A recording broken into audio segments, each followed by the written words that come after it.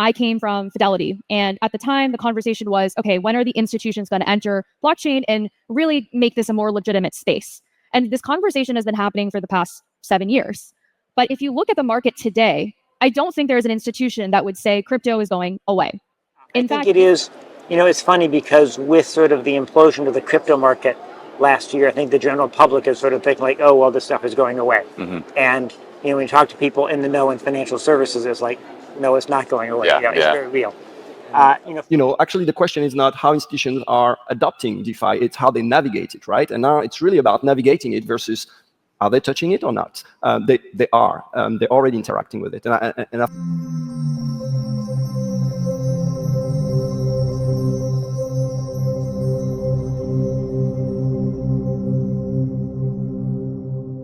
Alrighty, what is going on, everybody? Welcome back to another CYPRX video banger. In today's video, we're going to jump into the convergence between traditional finance and the DeFi ecosystem, showing you all that financial institutions 110% are here.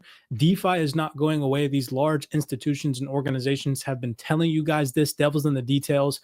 And I personally don't think that individuals are bullish enough on digital assets like XRP, XLM, HBAR, assets that didn't really have strong developments and DeFi ecosystems, well-built, mature DeFi ecosystems in previous bull market cycles. So in today's video breakdown, we're going to jump down this rabbit hole. We're going to consistently attempt to show you all that TradFi and DeFi are converging at a rapid pace, and so many people have no idea what DeFi is, how to utilize it to their advantage, not only in the now to maintain and grow their wealth, but also how to utilize it after the next bull market cycle to grow and scale your wealth through the utilization of platforms like decentralized exchanges, yield-bearing platforms where you can go lend, you can borrow, so on and so forth, provide liquidity. There's so many opportunities in the DeFi ecosystem right now that people are sleeping on. So let's jump in.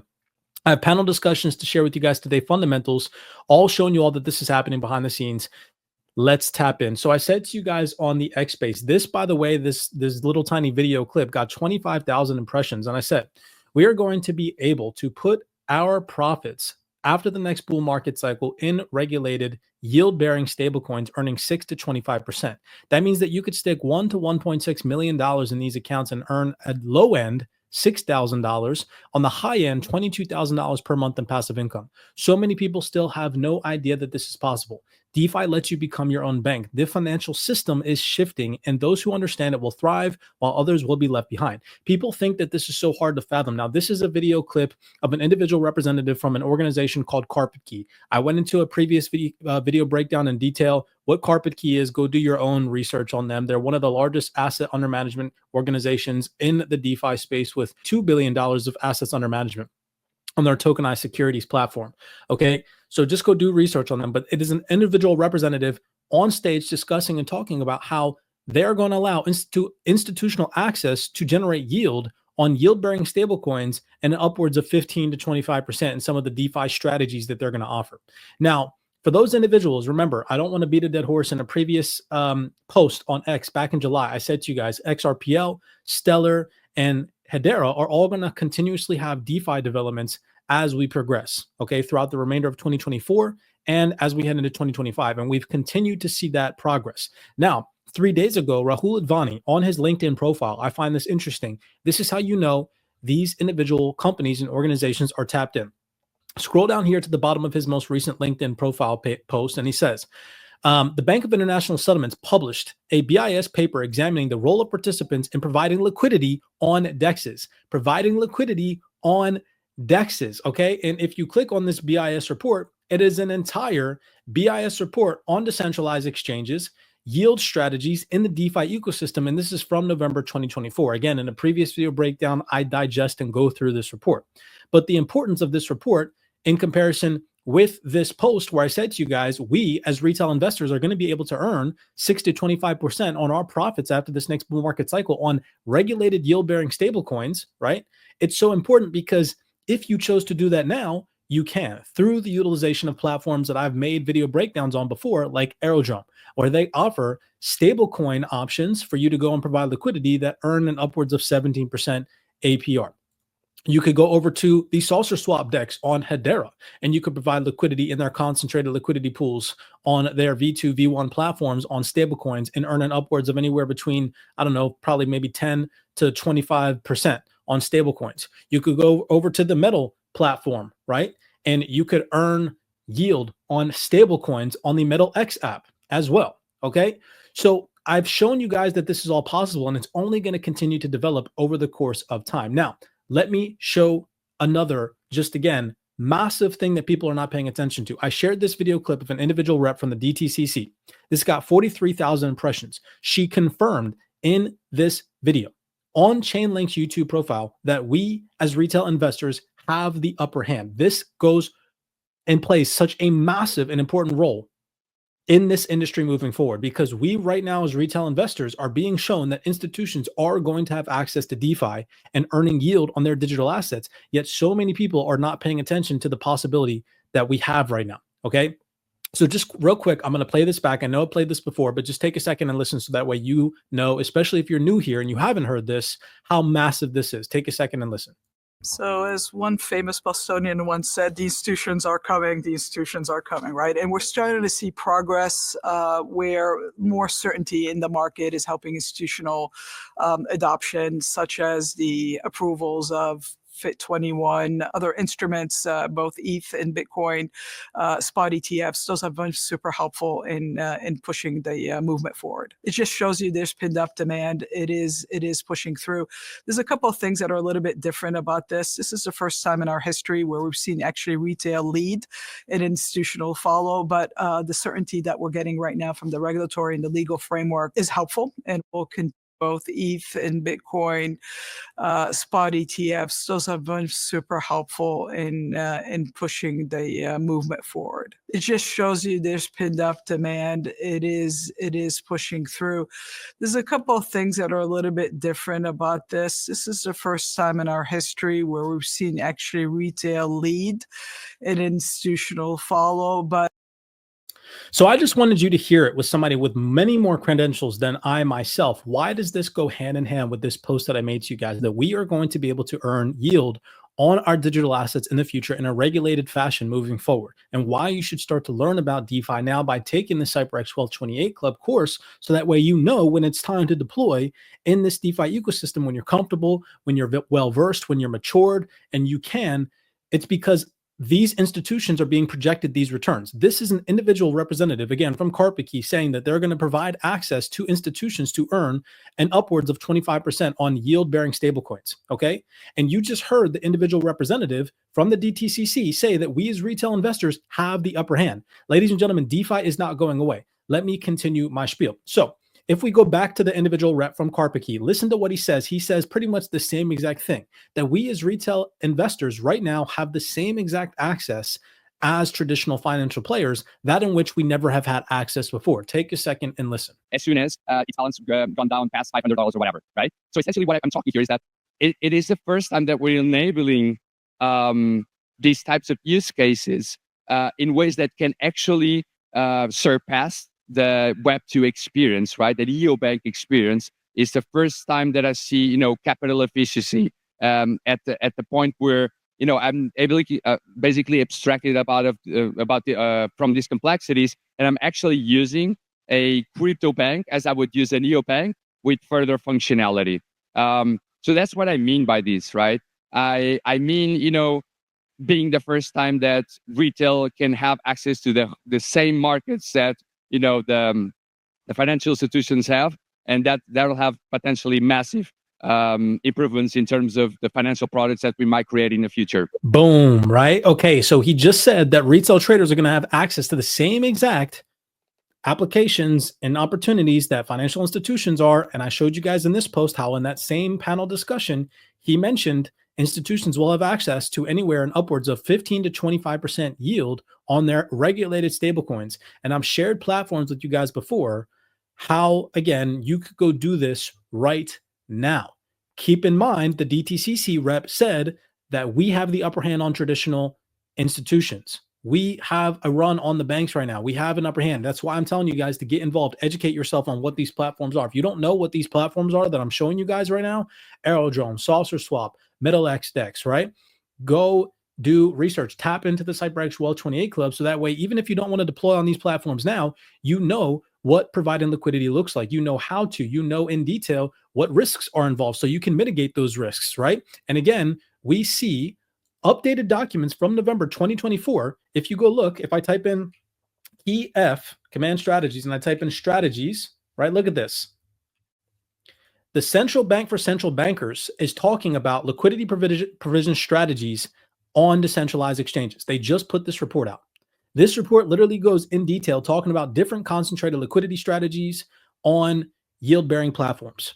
This is insanity. And again, who posted this? Who posted this?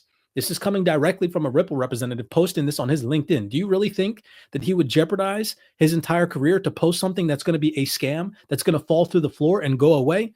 DeFi is not going away, people. You have to realize it is the new wave. Let me further my case. So Stellar Development Foundation posted this video, how institutions can navigate the DeFi landscape at Meridian 2024. This has 213 views from 3 weeks ago. Listen to what this representative says about how institutions are involved. But are there markets problems that DeFi can solve as well, Nathan? Like liquidity, for So example? actually, if I can, you were asking about advanced questions from institutions when it comes to DeFi, and it made me think of an example which is very recent. A large US asset managers came to Blockdaemon and asked questions about active sets of public blockchains. I won't name names. Stellar was one of them. And the question about active set is fascinating to me because I think 3, 4, 5 years ago, I don't think these institutions were asking about, okay, what are the risk mitigation processes I should consider, if not even put in place, when I want to interact with blockchain, public chains. And now they're looking into the nitty-gritty of, okay, who are the operators? How are the block produced? What is the MEV practices on that chain? Really questions that seems really pointed and a lot more, again, advanced, to take the terms that you used, than what we could hear 2 or 3 years ago.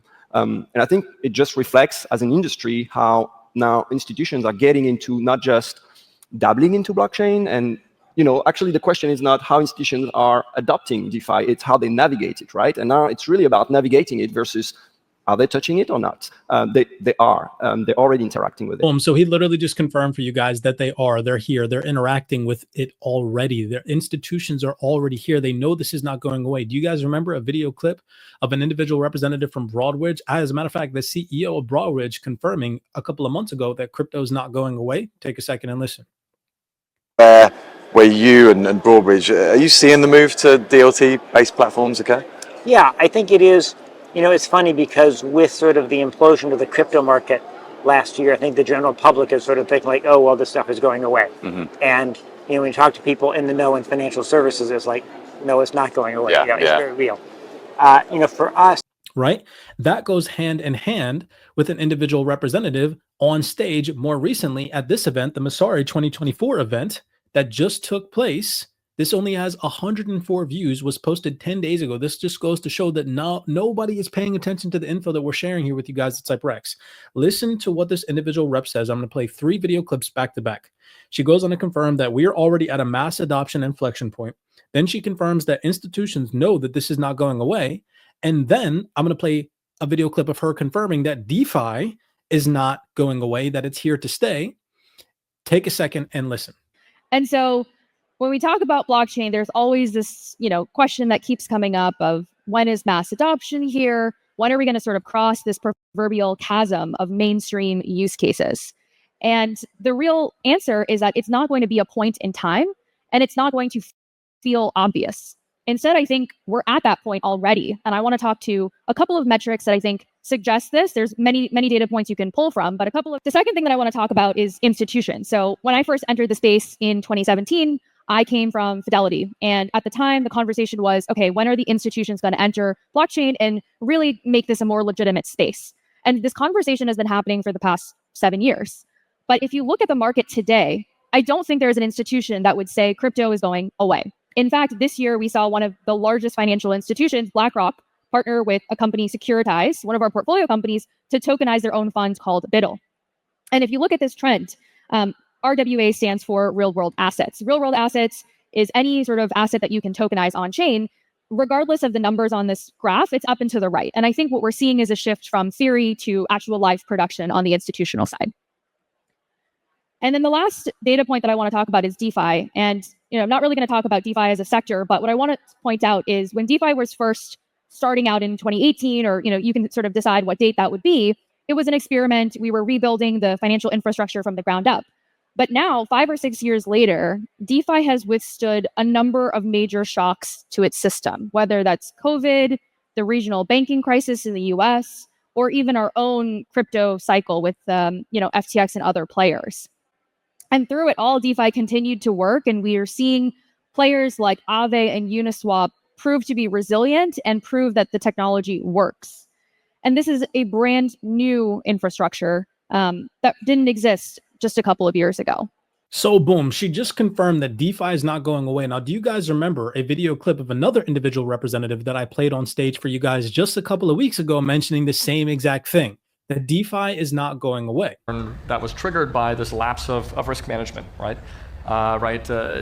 When you saw the CDFI lenders like BlockFi and Nexo and Celsius kind of blow up, right, due to the contagion, did DeFi blow up? No, they didn't. Now that goes hand in hand with every single thing that I've shared with you all up to this point. It is that financial institutions are coming. We have the ability to front run the banks by getting involved not only in DeFi now, and even if you don't, then educating yourself now, because that is what the financial institutions are doing. They are going through an educational process to mature and adapt with the changing tide. And the changing tide is the adoption of these new digital technologies and the utilization of DeFi. I'm telling you guys right now, you have to tap in. So just to confirm, Into the Block and Trident Digital announced an in-depth report on institutional DeFi. This is just a couple of days old from November 13th, 2024. I won't get into the nitty-gritty because we're already 15 minutes into this video, and I promised myself that I would try to make a video for you guys that was less than 20 minutes. So I had some highlights to read from this fundamental piece, but instead, we're just going to go directly over to the document. So here is the document on page 20. We'll come back to this, but you can see that it's labeled DeFi's Next Frontier, Institutional Opportunities, Challenges, and the Path Forward. This is from October 2024. If we go back down to page 20, just looking at the summary of this report, instead of diving into detail and surpassing our 20-minute threshold, look at what this says. It says the current state of DeFi reflects an ecosystem still in its early stages, which I can agree with 100%. Yet rapidly maturing into a more sophisticated market.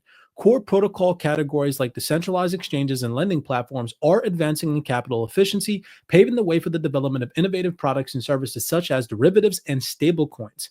Enhanced infrastructure is also fostering greater interconnectedness, unlocking new channels for capital inflow to tokenize real-world assets. This trend is expected to gain momentum as more traditional financial institutions integrate blockchain-based products and assets into their portfolio. Both TradFi derivatives and native DeFi products are demonstrating robust growth, signaling a continued evolution as the market matures and expands. Yet again, another perfect and prime example as to why you do not want to fade DeFi.